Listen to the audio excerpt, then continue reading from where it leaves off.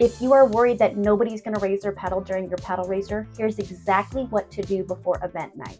Hey, I'm Danny Della Rosa. I've helped hundreds of nonprofit leaders raise money at their annual galas, and this is definitely a fear I have heard come up time and time again.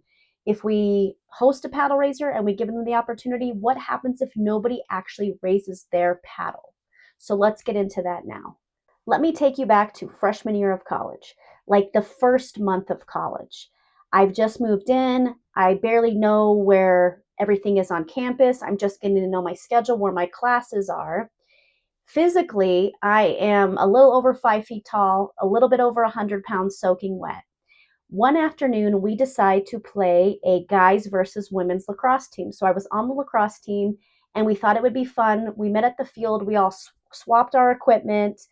There was this energy going on of like, this is going to be a fun game between the guys and the women, and we're just going to have a really good time.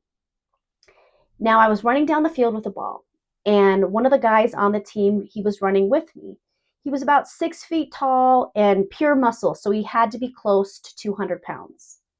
So I'm running down the field with the ball. He's running right along with me, and he's putting his stick in my face. Nothing aggressive, just fun, just kind of cute. We're playing around. And at first, I just kind of laughed it off. But then something inside me just kind of shifted, and I thought, oh, we're doing this. And I totally matched his energy. And I thought, you know what, I'm going to have fun with this too. So I went to grab his stick and throw it out of his hands. So I grab a stick, I throw it. Next thing I know, the ref blows the whistle and says, Espinoza, you're out. You can't throw a man. And I looked at him and I was like, what are you talking about? I didn't throw a man. I threw his stick. But when I look forward, he is launched onto the ground, and I look around and everybody on the field has just lost it. They are just keeled over laughing. His teammates are running over to me, high-fiving me, just laughing hysterically. I'm still pretty confused because I have no clue what happened. It turns out that when I went to go grab his stick and throw it out of his hands, I actually grabbed his wrist. Now, there was a combination of the perfect timing, momentum, physics, all these things I don't understand. But when I went to grab his stick, and accidentally grabbed his wrist and launched it forward, I threw him into a perfectly executed hip toss that made this grown man fly 10 feet in front of me. And for me, it's not like I felt strong or, anything like that. I felt like I had literally thrown a stick. That's what it felt like to me.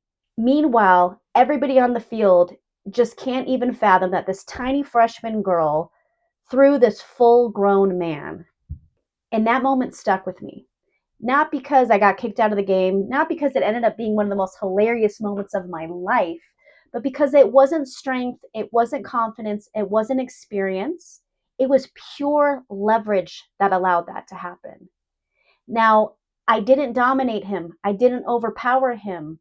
I didn't force him to do that. Again, it was pure leverage.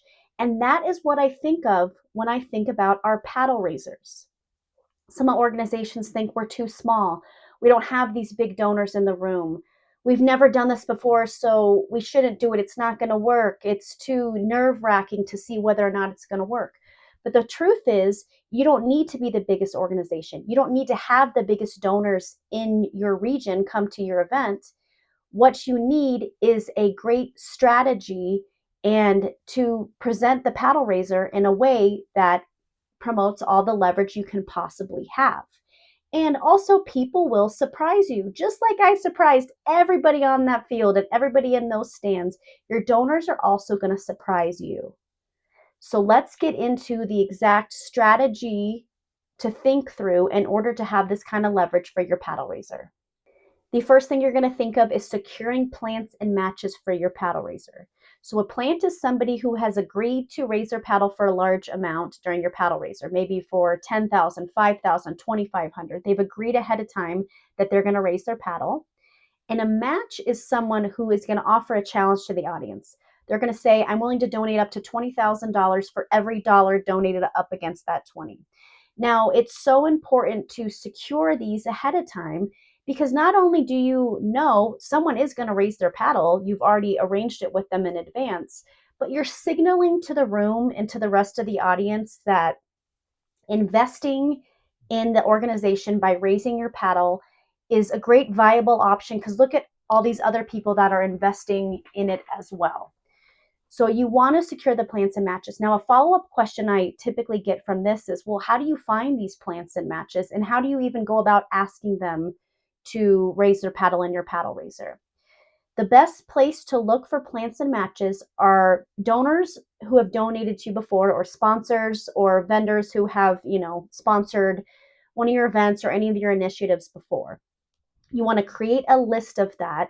Now, depending on the resources of your organization and your donors, you might want to look for everybody who's donated, above $5,000 to you before, above $2,500, above $1,000, maybe even above $500. And you want to create this list. And then you want to ask them personally. You want to say something to the effect of, hey, you've probably heard about our gala happening in September. We really hope you can attend. One of the strategies we are trying to do to make it as successful as possible is we've added a paddle raiser, and we want to make sure that we can raise as much money as possible. So we're asking some donors like yourself who have really supported us in the past and who have been really generous if you'd be willing to raise your paddle for X, Y, and Z amount during the event, 1,000, 2,500, 5,000. You can kind of base that on whatever they've donated in the past. And you just ask them. So it's an energy of inviting them to be one of the leaders, inviting them to help signal to the rest of the audience that this is a time to be generous and give as much as you can. So step one, make sure you secure plants and matches. Number two is to create a compelling mission moment. So this is that video, sometimes a speaker, but usually a video right before the paddle raiser that tells a specific story of a person, a family, or an animal that we have served. And it shows the transformation of where they were before received help from our organization and where they are now.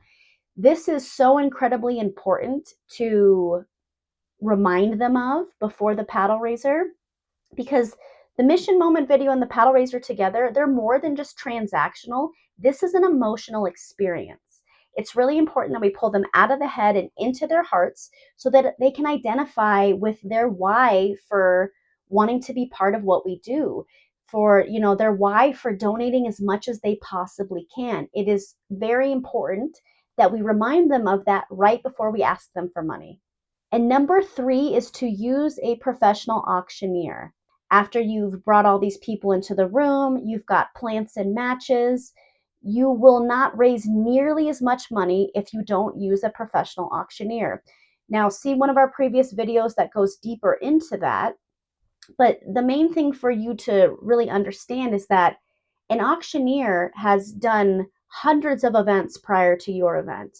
If you use some sort of an MC, a DJ, a newscaster, whoever, they are learning and making mistakes on your event for the first time, and often without even the training on how to maximize funds raised. Let me just give you an example of how an amateur would approach a paddle raiser versus a professional. So an amateur would come in and they'd say, okay, who wants to donate $5,000? You? Okay, let's move on to 2,500. Let's move on to 1,000. And they would just move through it really quickly. A professional would come in like this. Now, you all know why we're here tonight. If we're able to get two cards up at $5,000 each, we're not only going to add $10,000 in the bank for XYZ organization, but with $10,000 raised, we're able to provide scholarships for 10 of these driven, motivated students to be able to attend this elite summer school college prep program. So if we're able to get two donors at $5,000 each, 10 students are going to be impacted by this. Who can start us off with one $5,000 donation? This is a large donation, but it's a huge impact. If you raise for $5,000, you're going to launch one of these 5 students into a future that's much brighter and more research. Oh, number 145 says yes for $5,000. Thank you so much for starting us off tonight. That is 5 students we've impacted. Who can match their $5,000 donation so that we can get this up to $10,000 and 10 students? Is anybody else out there able to donate another 5,000? Oh, number 107 says yes. That's $10,000 in the bank. Now, I probably would keep going to see if I could get another 5, but so often an amateur is going to scoot so quickly through the paddle raiser and they will lose 5, 10, 15, $20,000 for you, rather than a professional who's able to create the right level of poise and the right talk track that is going to mimic what we've already showed them in the video, what you've already explained to them, prior in the program. So using a professional is absolutely critical to having a first-time successful paddle raiser. Okay, let's recap. This is all about leverage. Whether you're trying to throw a man 10 feet across the field or host your first-time paddle raiser and ensure it is incredibly successful, do these 3 things and you will have a much smoother, more successful paddle raiser. So the first one is to secure plants and matches. The second one is to create a compelling mission moment.